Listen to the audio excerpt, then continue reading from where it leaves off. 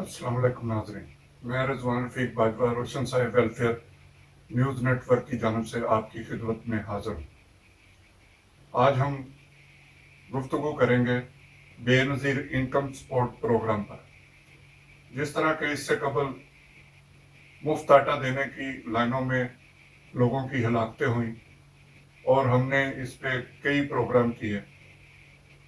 अब ईद से कबल बेनज़ीर इनकम सपोर्ट प्रोग्राम के लिए लोगों को अमदादी रकम दी जा रही है, लेकिन यहाँ भी रश, गर्मी, हबस की वजह से और दीगर सहूलियात ना होने की वजह से अमवात का सिलसिला शुरू हो गया। हुकूमत को चाहिए कि वो इस सारे मामले पे कोई ऐसा प्लान तरतीब दे जिससे लोगों की जानें बच सकें। शुक्रिया। खुदा हाफिज।